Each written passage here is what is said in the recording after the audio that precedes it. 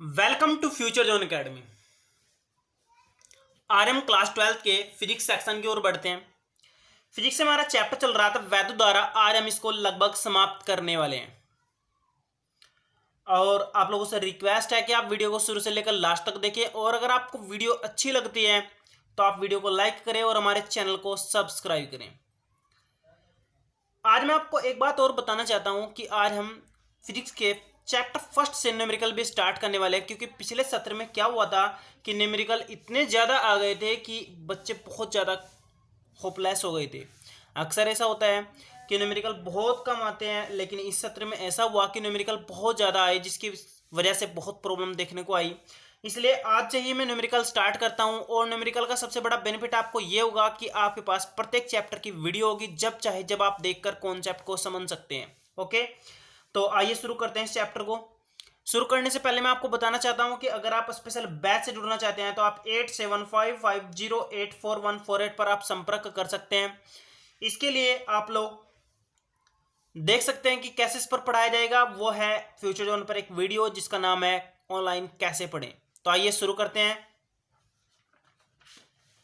आज का जो चैप्टर का हमारा टॉपिक है वो बहुत अच्छा टॉपिक है। ये आपका 3 या 4 नंबर में अक्सर करके आता रहता है। इसका नाम है विभव मापी। क्या नाम है इसका? विभव मापी। आप लोग ध्यान रखना, विभव मापी हमारे पास एक ऐसा उपकरण होता है जिससे हम विभव को माप सकते हैं। लेकिन आपको बताऊं, विभव मापी इसकी सहायता से हम विभव तो नाप ही सकते हैं, साथ ही हम सेल का आंतरिक प्रतिरोध भी ज्ञात कर सकते हैं। ये आपका इसी तरह तैयार किया हो जाता है जैसे आपका व्हाइटस्टोन सेतु था और आपका मीटर सेतु था। तो आप देख सकते हैं दोनों की तरह ही ये तैयार किया जाता है और ये आपका बहुत अच्छा उपकरण होता है जिसके कारण हम विभवांतर और सेल का आंतरिक प्रतिरोध ज्ञात कर सकते हैं। तो आइए आगे बढ़ते हैं। हम जरा इसका फोकस करते हैं इसकी संरचना पर। इसकी संरचना कैसी होती है तो आप लोग ध्यान से इसकी संरचना पर एक बार ध्यान दीजिएगा और समझिएगा कि कैसे कैसे इसकी संरचना तैयार हो रही है। इसी संरचना में क्या होता है, पहले एक बैटरी लगी होती है, यहाँ पर एक बैटरी होती है, फिर उसके बाद यहाँ पर एक कुंजी होती है, फिर उसके बाद यहाँ पर एक रोस्टेट होता है। आप लोगों को मैं बताऊं, रोस्टेट एक मतलब करंट को एडजस्ट करने वाला उपकरण होता है जो परिपथ को फूकने से बचाता है। उसके बाद आप आगे बढ़िए, यहाँ पर आपका क्या होता है, एक मतलब इस तरह का स्टम्प सा होता है जिसके ऊपर एक यहाँ पर स्केल लगी रहती है। यहाँ पर एक स्केल लगी रहती है, वो भी 1 मीटर लंबी यानी 100 सेंटीमीटर की। और यहाँ पर आपका वायर लगा रहता है, तार लगा रहता है। यहाँ पर आपकी स्केल ऐसे ऐसे करके दर्शाई जाती है। कभी कभी क्या होता है, इसको ऐसे ऐसे करके दर्शाए जाते हैं 2-3 ऑप्शन में। फिर यहाँ पर आपका क्या होता है, यहाँ पर आपकी सेल लगी रहती है जिसके बारे में हमें कुछ भी ज्ञात करना होता है। फिर यहाँ पर सेल लगा जिसका वैद्युत वाहक बल हम ई मान लेते हैं, या फिर कुछ भी हम जो भी हम इसके बारे में ज्ञात करना है। तो यहाँ पर बैटरी बी लिख देते हैं, यहाँ पर कुंजी K1 लिख देते हैं और यहाँ पर आपकी कुंजी K2 आ जाती है। यहाँ पर कुंजी कौन सी आ जाती है? K2 आ जाती है। इसके बाद आप यहाँ पर क्या करते हैं, गैल्वेनोमीटर धारा मापी लगा लेते हैं, जिसके बाद फिर आप यहाँ पर इसको कुंजी को लगा लगा कर देखते हैं। जब इसके अंदर कोई भी डिफ्लेक्शन नहीं होता है, यानी इसके अंदर कोई भी विक्षोभ नहीं होता है, सुई एक जगह 0 पर स्थिर रह जाती है, तब हम क्या कर लेते हैं, इस लंबाई को नोट कर लेते हैं। जो लंबाई होती है उसके द्वारा हम ज्ञात कर लेते हैं कि इसका वैद्युत प्रभाव कितना होता है। ओके, तो ये तो थी इसकी संरचना आप समझ गए होंगे। एक बैटरी होती है, एक कुंजी K1 होती है, एक कुंजी K2 होती है, एक यहाँ पर रोस्टेट RH होता है और यहाँ पर आपका स्विच होता है जिसके साइड में मतलब आपका पैमाना लगा रहता है। यहाँ पर आपकी तार होती है, वो भी 1 मीटर लंबी। यहाँ पर आपका सेल लगा रहता है जिसके बारे में हमें कुछ भी ज्ञात करना होता है। यहाँ पर आपको कुंजी K2 होती है। अब बात करते हैं थोड़ी वर्किंग की, आप इसको कैसे कार्य करता है। यहाँ पर पहले आप कुंजी K1 ऑन करते हैं, फिर आपके परिपथ में धारा बहने लगती है जो ये बैटरी धारा देती है।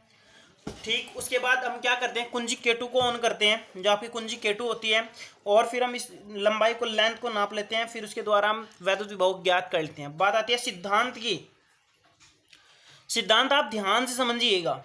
आपने पढ़ा होगा विभव प्रवणता। विभव प्रवणता जिसको हम K से प्रदर्शित करते हैं, आप लोगों ने पढ़ा था। विभव प्रवणता आपकी क्या होती है? वो होती है dV/dr। क्या होती है? dV/dr। या फिर आप कह सकते हैं विभव में परिवर्तन की दर आपकी क्या होती है? विभव परिवर्तन होती है, विभव प्रवणता होती है। अगर हम इसको थोड़ा मतलब और ध्यान से देखें तो V/L भी लिख सकते हैं, यानी दूरी। नीचे तो आपका R आ रहा है ना, दूरी, और ऊपर आपका क्या है? विभव है। तो यहाँ पर अगर हम थोड़ा ध्यान से देखें तो ये आपका विभव क्या हो सकता है, ये एल आपका इधर आ जाएगा तो के एल हो जाएगा, ये आपका विभव क्या होगा, के एल हो जाएगा। तो यहाँ पर आप कह सकते हैं, क्या कह सकते हैं कि इस विभव मापी का जो सिद्धांत है वो है विभव प्रवणता। अगर आप विभव निकाल रहे हैं तो विभव निकालते समय आपको सिर्फ लंबाई नापनी है, क्योंकि के आपका कांस्टेंट होता है, आप इसको सीधी मल्टीप्लाई करके उसका विभव ज्ञात कर सकते हैं। तो ये इसी सिद्धांत पर क्या करता है, कार्य करता है। क्लियर, आगे बढ़ते हैं। विभव मापी का उपयोग, विभव मापी का दो जगह उपयोग होता है, एक तो सेलों की तुलना करने में, सेलों का वैद्युत वाहक बल तुलना करने में, और दूसरा सेल का आंतरिक प्रतिरोध ज्ञात करने में। तो मैं एक एक करके दोनों के बारे में आपको बताना चाहता हूं। तो आप देखिए शुरू से, यहाँ पर आपका पहले हम सेलों की तुलना करते हैं। तो यहाँ पर आपका आ गया विभव मापी द्वारा दो सेलों की वैद्युत वाहक बलों की तुलना करना। आप क्या करेंगे, पहले आप एक परिपथ बनाएंगे जिसमें आपके दोनों सेल जुड़ जाएं। तो परिपथ आप देखिए कैसे बनाएंगे। मैंने आपको बताया कि पहले आप यहाँ पर बैटरी लगाएंगे, बैटरी के बाद आप कुंजी K1 लगाएंगे यहाँ पर, फिर आपको क्या लगाना है, यहाँ पर रोस्टेट लगाना है। तो यहाँ पर आपका रोस्टेट हो गया है। फिर आप रोस्टेट लगाने के बाद मैंने आपको बताया कि आप यहाँ पर है ना, ये क्या नाम इसका, जंपर वायर बोलते हैं यहाँ पर, इसको हम ऐसा कर देते हैं सेट, यहाँ पर तार, और यहाँ पर आपका क्या होता है, पैमाना होता है। यहाँ पर ये तार मैंने ऐसे खींच दी, पैमाने को हम फिलहाल कहीं भी नोटिस नहीं कर रहे हैं, नोट नहीं करा रहे हैं। यहाँ पर आपकी बैटरी मैंने बी लिख दी। यहाँ तक आपका क्लियर हो गया होगा, यहाँ तक आपकी कोई भी प्रॉब्लम नहीं है। अब हम क्या करेंगे, यहाँ से आपको यहाँ पर आपको सेल लगाने थे, यहाँ पर आप दोनों सेल लगा देंगे, ऐसे करके लगाएंगे। ऊपर आपका सेल पहला आ जाएगा जिसको हम E1 लिख देंगे, नीचे आपका सेल दूसरा आ जाएगा जिसको हम क्या लिख देंगे, E2 लिख देंगे। फिर आप यहाँ पर क्या करेंगे, डबल कुंजी लगाएंगे। यहाँ पर क्या लगाएंगे, डबल कुंजी। डबल कुंजी आपकी देखिए कैसे लगती है, यहाँ पर आपकी एक कुंजी ऊपर आ गई, एक कुंजी आपकी यहाँ पर नीचे आ जाएगी, और फिर यहाँ से आप क्या करेंगे, यहाँ पर आपका गैलोमीटर लग जाएगा। फिर आप यहाँ पर ले आएंगे उसको। अब आप देखिए, जब आप कुंजी K2 K3, जब आप K2 को ऑन करेंगे, आप देखिए जब आप K2 को ऑन करेंगे तो K2 को ऑन करते टाइम आपका क्या होगा, E1 सेल कार्य करेगा। तो यानी कि अगर आपकी दूरी यहाँ से यहाँ तक L1 आती है, क्या आती है, L1 आती है, तो आपका E1 का मान कितना आ जाएगा, वो आ जाएगा KL1। क्योंकि मैंने अभी आपको बताया कि विभव सीधा किसके ऊपर निर्भर करता है, दूरी के ऊपर निर्भर करता है। तो जब आपने ये कुंजी ऑन करी, ये आपका कोई भी कार्य नहीं कर रहा है, तो आपका E1 किसके बराबर आ जाएगा, KL1 के बराबर आ जाएगा। उसके बाद आप क्या करेंगे, ये तो आपने सबसे पहले ऑन करी थी, उसके बाद आपने ये ऑन करी। अब क्या करेंगे आप लोग, इसको यहीं पर ऑन रहते समय आप दूसरी को ऑन कर देंगे, ये आपकी ऑफ हो जाएगी, ऑटोमेटिक ऑफ हो जाएगी। तो ऑफ होने के बाद आप क्या करेंगे, यहाँ पर रीडिंग लेंगे, तो रीडिंग आपकी आ जाएगी KL2, ये दूसरी दूरी पर आपका व्यवस्थित होगा। अब आप देखिए, आपको क्या करना था, तुलना करनी थी। आप तुलना के लिए क्या करेंगे, E1 बट्टे E2 का मान निकाल लेंगे। तो यहाँ पर आपका हो जाएगा KL1 बट्टे KL2, के से के काट देंगे, आपका आ जाएगा L1 बट्टे L2। अब आप फोकस कीजिएगा, अगर आपका L1 बट्टे L2 का मान 1 से ज़्यादा है, 1 से ज़्यादा है, तो आपका L1 का मान क्या होगा, L2 से ज़्यादा होगा। यानी L1 का मतलब E1 का मान क्या होगा, सीधी सी बात, E2 से ज़्यादा होगा। यानी पहले सेल का वैद्युत वाहक बल ज्यादा होगा। अगर आपका मान 1 से कम होता है, यानी L1 बट्टे L2 का मान 1 से कम होता है, तो क्या होता है, L1 L2 से छोटा होगा। जब L2 छोटा होगा तो इसका मतलब L2 छोटा होगा, तो मतलब E2 क्या होगा आपका, मतलब E2 क्या होगा आपका, सॉरी, बड़ा हो जाएगा। यहाँ पर आपका L2 बड़ा हो रहा है ना, तो आपका E2 का मान भी बड़ा हो जाएगा। तो इस प्रकार आप आसानी से तुलना कर सकते हैं। बहुत अच्छा पैटर्न है, और इसमें आपका कोई भी मतलब ऊर्जा की हानि नहीं होती है, क्योंकि ये अपनी बैटरी खुद की इस्तेमाल करता है। ये भी आपका ऑप्शनल में क्वेश्चन पूछा गया कि हम विभव मापी को ज़्यादा प्रीफर क्यों देते हैं, मतलब ज़्यादा मतलब परसेंटेज में यूज करने की मतलब प्रतिशत तक क्यों देते हैं। तो आप लोग याद रखना, क्योंकि विभव मापी की अपनी खुद की बैटरी होती है, ये सेल से कोई भी धारा नहीं लेता है, जिसके कारण ये अच्छी एक्यूरेसी देता है, मतलब अच्छी माप देता है।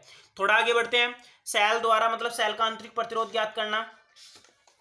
तो यहाँ पर देखिए, यहाँ पर हम विभव मापी द्वारा सेल का आंतरिक प्रतिरोध ज्ञात करने वाले हैं। तो कैसे करेंगे, पहले हम परिपथ बनाएंगे। मैंने आपको बताया, पहले आप बैटरी लगाएंगे, फिर आप कुंजी K1 लगाएंगे, उसके बाद आप रोस्टेट लगाएंगे, फिर आप ये से रोस्टेट करके यहाँ पर ले जाएंगे। यहाँ पर आपका तार लगेगा, जो वायर आपका मैंने भी बताया था। फिर आप क्या करेंगे, यहाँ पर अपना सेल लगा देंगे, ये सेल, और ये इसका क्या हो गया, आंतरिक प्रतिरोध हो गया। ये बात आपकी क्लियर हो गई है, यहाँ तक कोई भी डाउट नहीं है, क्लियर। और फिर हम क्या करेंगे, यहाँ पर एक क्या करेंगे, प्रतिरोध बॉक्स लगा देंगे। फिर ऐसा करेंगे, यहाँ पर हम कुंजी लगा देंगे, कुंजी हमारे पास जो भी होगी, यहाँ पर K2 कुंजी लगा देंगे, यहाँ पर G लगा देंगे, और फिर हम इसको ऑन नापेंगे। देखिए आप लोग ध्यान से, ये प्रतिरोध मैंने छोटा r मान लिया, मैंने सेल का वैद्युत वाहक बल E मान लिया। अब आप देखिए, जब आप कुंजी K1 ऑन करेंगे, इस बैटरी से धारा आने लगेगी और धारा बहने लगेगी, तो आपका क्या निकलेगा यहाँ पर ध्यान से देखिए आप। जब कुंजी K1 ऑन करेंगे तो आपकी सबसे पहली माप आएगी, वो माप पता क्या आएगी, वो आएगी आपकी विद्युत वाहक बल की, ई का मान आ जाएगा, और वो आएगा आपका ई बराबर KL1। फिर आप क्या करेंगे, जैसे आप इसको भी ऑन कर देंगे, दूसरे वाले प्रतिरोध को लगाकर भी इसको भी ऑन कर देंगे, फिर आपका विभव निकलेगा, क्योंकि आपका परिपथी धारा के साथ साथ आपका क्या निकलता है, विभव निकलता है। तो फिर V बराबर आपका कितना आ जाएगा, KL2 आ जाएगा। अब देखिए आप लोग, यहाँ पर स्थिति आपकी ऐसी हो गई, एक बार तो अपने वैद्युत विभव निकाला, एक बार आपने क्या निकाली, धारा निकाली, मतलब वाहक बल निकाला। इस प्रकार आपके दोनों मान निकल जाएंगे।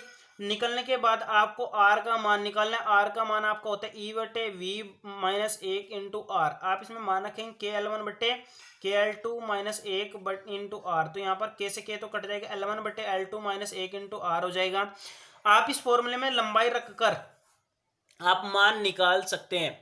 जो भी आपका मान L1 का आएगा, जो भी आपका L2 का मान आएगा, उसको मान को रखकर आप मान निकाल सकते हैं। इस प्रकार आपका आंतरिक प्रतिरोध ज्ञात हो जाएगा। ये पॉइंट आपका क्लियर हो गया है। थोड़ा आगे बढ़ते हैं। आपको विभव मापी में क्या क्या सावधानियां बरतनी है, ये आपके नोट्स में तो शायद मैंने लिखा नहीं है, तो मैं आपको यहाँ पर समझा देता हूँ कि आपको क्या क्या सावधानियां बरतनी है। पहले जो भी आप तार यहाँ पर लगाते हैं, उनको है ना रेगमाल से साफ करके लगाते हैं। दूसरी बात आप ध्यान दीजिए, परिपथ का जो आपका क्रम होता है वो आपका बिल्कुल सही होना चाहिए, अदरवाइज आपको कोई भी धारा प्राप्त नहीं होगी, कोई भी आपकी माप बिल्कुल से नहीं होगी। आगे बढ़ते हैं तीसरी बात की बात, आप जो लंबाई नापते हैं वो विक्षोभ पर नापते हैं। अगर आपका विक्षोभ शून्य होता है तो आप लंबाई करेक्ट नाप लेते हैं, अगर आपका विक्षोभ शून्य नहीं हो पाता है तो आप लंबाई नहीं नाप सकते, वो आपका रॉन्ग होगा। चौथे पॉइंट पर चलते हैं।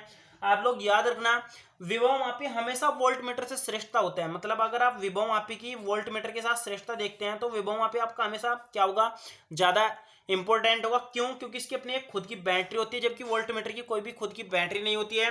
वो उसी को नापता है और उससे धारा प्राप्त कर लेता है। तो आप कहेंगे विभव मापी आपका ज्यादा अच्छा होता है, क्योंकि इसकी खुद की बैटरी होती है और ये सेल से कोई भी धारा नहीं लेता है। तो ये भी आपका पॉइंट क्लियर हो गया होगा। अगर आपकी कोई भी इंक्वायरी या कोई भी आपकी प्रॉब्लम या आपकी कोई भी समस्या रह जाती है तो आप हमें जरूर पूछिएगा, कमेंट्स में पूछ लीजिएगा, और क्या नाम उसका स्पेशल बैच में पूछ लीजिएगा। ओके, ये चैप्टर आपका कंप्लीट हो गया है। आई होप आपको अच्छे से समझ आ गया होगा। आप लोग अगर अच्छे से समझ लेते हैं और आपकी प्रॉब्लम्स बिल्कुल समाप्त हो जाती है, कोई छोटी मोटी प्रॉब्लम रह जाती है उसको भी आप समाप्त कर लेना, तो हमारी वीडियो को लाइक करिए और हमारे चैनल को सब्सक्राइब करें। Thank you.